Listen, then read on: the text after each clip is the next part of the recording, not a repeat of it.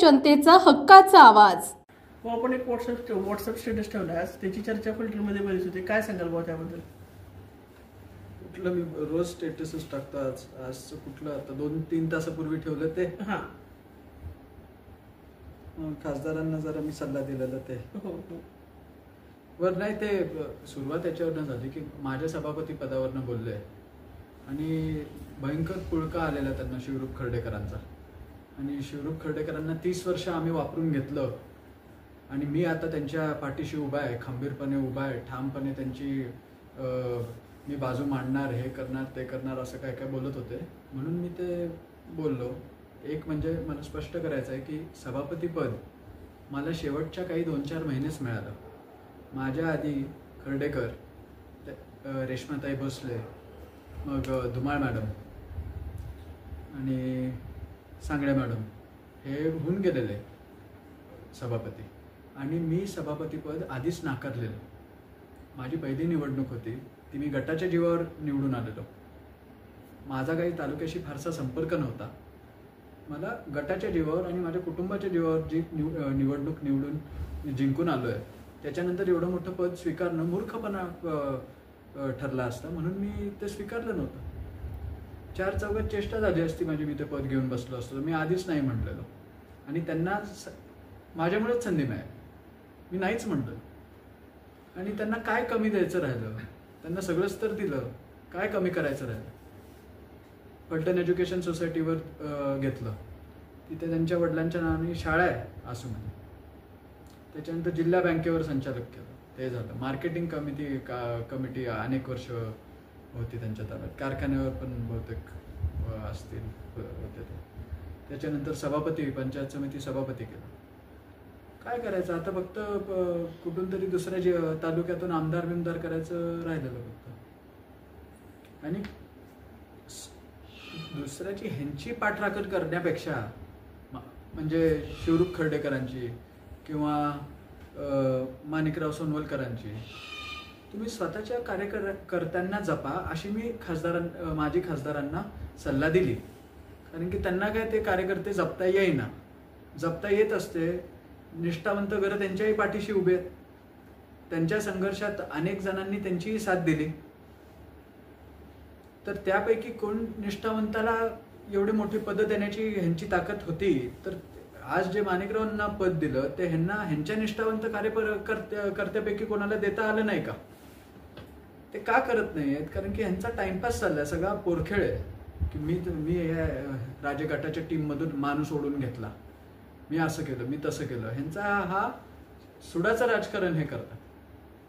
ह्यांना घेणं देणं नाही आहे. ह्यांना घेणं देणं स्वतःच्या गटाशी नाही आहे, आमच्या गटाशी नाही आहे. ह्यांना फक्त आमच्या कुटुंबावर जो रोष आहे हे ते कुठल्याही लेवलवर जाऊन काढायचा प्रयत्न करतात. माजी खासदार जेव्हा त्यांची टर्म संपत आलेली तेव्हा सणावाराला जाऊन बसायचे तिकडे तडीपारीची यादी घेऊन. 18 वर्षाची पोरं तडीपार करा म्हणून पोलिसांना सांगायचे. आणि खर्डेकरांची बाजू मांडणं म्हणजे मला काही पॉइंटच कळला नाही त्याच्यात. म्हणजे तुम्ही तुमच्या गटाबद्दल बोला ना आणि तुमच्या गटाची बाजू मांडा. तुमचा गट या आमदारकीत काय करणार आहे, तुमचा अजेंडा सांगा. ह्यांची रस्सी खेचत चालली आहे की मी हा फोडला तो फोडला, जा घेऊन म्हणून काय ज्याला न्यायचं त्याला नाही. काय राजकारणात शेवटी निवडणुकीत हारजीत होत राहते.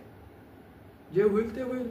आता काय दोन्ही बाजू ताकद लावतील, काय करायला होईल ते होईल. पण आता आमच्या संपर्कात त्यांच्या गटातलं कोण असलं तर आम्ही दर 2 दिवसांनी तुम्हाला बोलवून आम्ही सांगणार नाही आज ह्याला घेतला उद्या त्याला घेतला, असं करणार नाही. निवडणुकीत बघू कोण कोणाची साथ देते, कोण काय होतंय, काही सांगता येत नाही. जनमत कोणाच्या बाजूने आहे हे कळेल ना. आणि मी रणजितसिंह नाईक निंबाळकर असतो, माजी खासदारांनी मी या निवडणुकीत आत्मपरीक्षण केलं असतं आणि समजून घेतलं असतं की माझी प्रसिद्धी मान तालुक्यात आहे.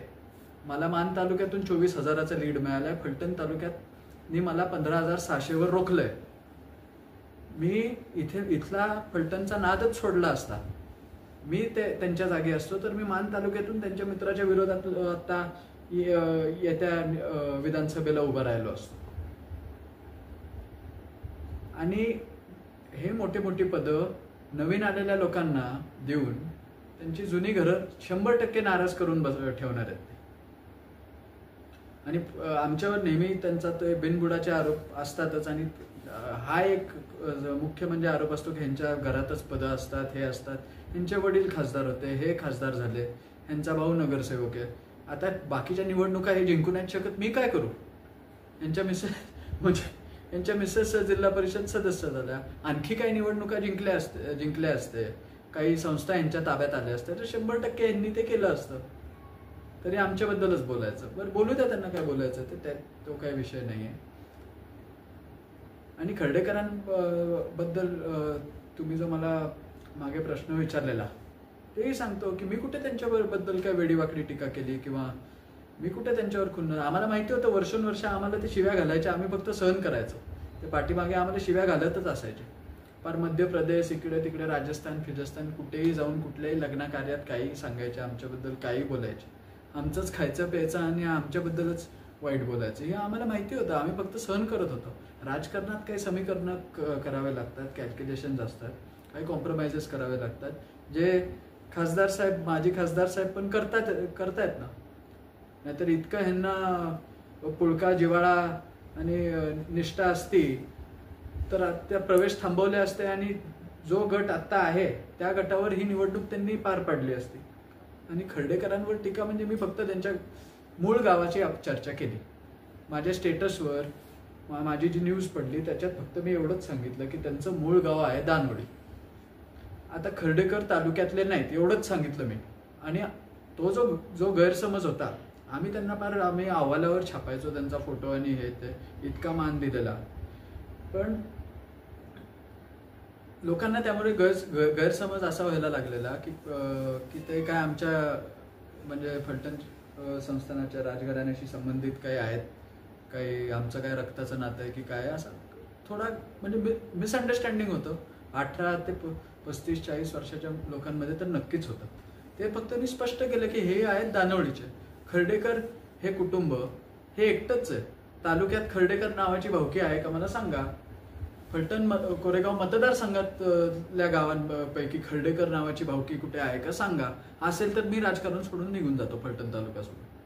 पत्रकार परिषदेत असा एक आरोप झाला होता की राजे गटाचे 90% कार्यकर्ते त्यांच्या संपर्कात आहेत. 90% कार्यकर्ते जर का संपर्कात असते तर फलटण तालुक्यातून त्यांना 1.5-2 लाखाचा, 1.5-2 लाखाचा लीड पडला असता. त्यांना चांगली मतं पडली. मागच्या वेळी 1200 मतांनी त्यांचा लीड होता, 1200 मताचा लीड होता जेव्हा जिंकून आलेले निवडणूक. या टाइम 15,000वर पोहोचले. पण म्हणजे त्यांचं काहीतरी बहुतेक 9% वगैरे काहीतरी 9 नाही तर 0.9 वगैरे असं काहीतरी म्हणायचं असेल त्यांना, ते चुकून 90% म्हणले असते. कारण की म्हणजे नाहीतर मग तो लीड 2 लाखापर्यंत गेला असता की नाही. पण मला एक खात्री आहे की ते तिथून निवडून येतील. मान तालुक्यात त्यांनी ते करावं, तिकडे ट्रायल करावी त्यांनी. आणि सुडाचं राजकारण सोडून द्यावं, टीका टिप्पणी स्टेजपुरती ठेवा. उगीच आपलं काहीतरी कोणाच्या उद्योग व्यवसायावर हात घालायचा, कोणालाही काही करायचं, 18-19 वर्षाच्या पोरांवर राग काढायचा, फेसबुक इंस्टाग्रामवर पोरांनी कमेंट्स केल्या की त्यांना शिवी काय द्यायची, धमकी काय द्यायची, हा बालिशपणा सोडावा. आणि मी एवढीच आत्ताच्या ह्याच्यात तर एवढीच सल्ला दिली की एवढे मोठे मोठे पदं देण्याची तुमची जर का ताकद असेल तर तुमच्या गटाच्या निष्ठावंत कार्यकर्त्यांना द्या ना. तुमच्या पाठीमागे तुमच्या संघर्षात खांद्याला खांदा लावून लढणारे जे लोक आहेत वर्षोनवर्ष, त्यांना द्या ना. नाही आहेत का कुटुंब? आहेत की मला माहिती आहेत, अनेक घरं आहेत. त्यांची साथ देणारे, हिंदूरावजींची साथ देणारे अनेक घरं आम्हाला माहिती आहेत की आमच्याही परिचयाचे आहेत की त्यांच्यापैकी कोणालाही मोठे मोठे पदं देऊ शकतात. पण ह्यांचा काय टाइमपास चाललाय की मी मोठा की तू मोठा, माझी टीम मोठी की तुझी टीम मोठी, मी तुझ्या टीम मधला माणूस सोडला, हा पोरखेड, हा बालिशपणा झाला. हे 5 वर्ष योग्य पद्धतीने त्यांनी वापरले असते आणि खरंच विकास केला असता तर तो आपल्याला डोळ्याला दिसला असता. हजारो कोटीचा विकास डोळ्याला दिसणार नाही का? मला तर फक्त 1-2 काहीतरी बसस्टॉप आणि काय ते हायपास, ते काय हायमास्ट लॅम्प का काय, तेवढंच फक्त दिसलंय, बाकी काही दिसलं नाही. अदृश्य विकास मात्र त्यांनी अनेक वेळा चर्चेत या अदृश्य विकासाची त्यांनी उल्लेख नक्कीच केलाय. आणि ज्यांना जायचंय त्यांना जाऊ द्या ना. त्यांच्याही गटातले लोक आमच्या संपर्कात आहेत. ते येतील तेव्हा येतील, निवडणुका लागतील, काय होईल ते होईल तेव्हाच तेव्हा. आत्ता तुमचा वेळ घालून पॉईंट काय?